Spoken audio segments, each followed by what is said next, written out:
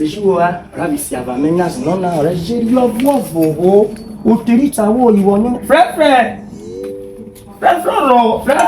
they talk about their answer maybe you wo yet as to for now tell wo bi no we jo cry we ya talk anybody we get go make you go to me me cry we to yin me cry we to for now be to me na yin if I hold anybody go to me cry na bete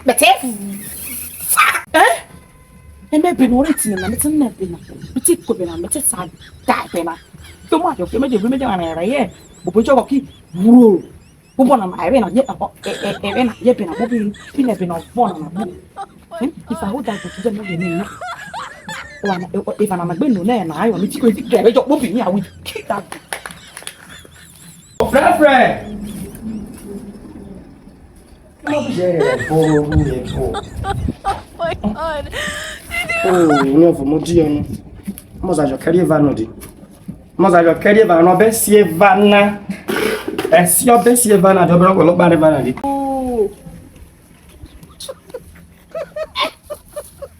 je te fais maintenant je souviens Eva a fait zone on dia wa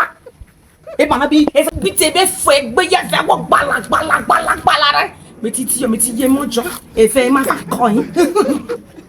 iye me put it away flush it away put it happen no get money not they make a put me ti ye mo e fe e ma fa ko ave ba mi bi fo egbe ya gbala be nu ye bo me na bo sa ko me mu re na te me ti ye mo yin aye di photo lo kare are kwa orí mire fi mire we po fi e po no jona o sa gbe nu ye mere ti na ro wo le no wo jere nu maria no mo fo ko na ore just mi gu no wo pe emi he ni e yo we nene na ma fo wo jere nu ni mo na de mo bo ba loro ye pura bo odi ono ti ni ti odi odi ono ko lo we si nu ti ona so si go no ti ko me mesisi mesra peni ene infection no ti gwai ori enu re yodi ona Oflefle Roomote ere fre si jo mo za no ogwa do ke no jo mo za ra no me be fa o enu ro si ya ro ari mo fre ona no bu si bu ona de na mere se na ro we eri abobi woro nya se mere te ne na ti ne na ori ne na owo jure nu ma bo we me ta ya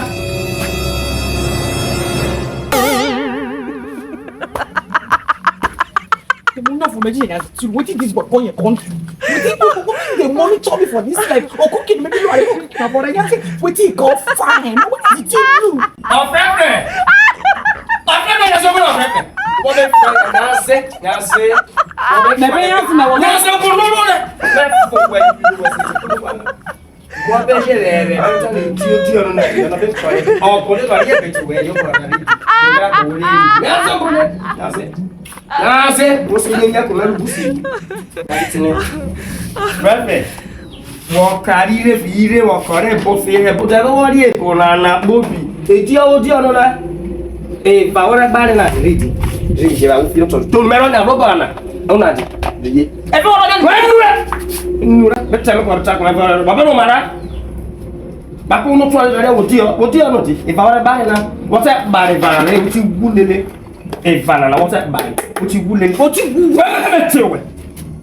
maru no je no fra ma ka se no bra maru no ke no bra fo na we fa na so ba re fa na di ke e ko mo po pa na wo go na re wo di e ba na ni ai guru ti ko e lo woro ya yoro ma kai woro no na yoro ma kuzuza kwa de no je wa wo gu de na ro mo gbe ti o ma na woro ko me ba bo ju jo wore ko wo so eme we posi wo o we posi we si ju jo se na meza mete ne ti wo ti ke wo ne de mo be lo mo je na ye ko ye ko wo na ya bi ne yo to ni na Esse menino naio. Ma você, ma wonu, ma bo wo bo. O je bare vara mo je go ba le ki oko mo bo. Ijo ga na po ki oko na o. What is wrong with you? I don't talk tire. Ora mo na ni mi ba re je go le bi zo na bi ye. Oh my god.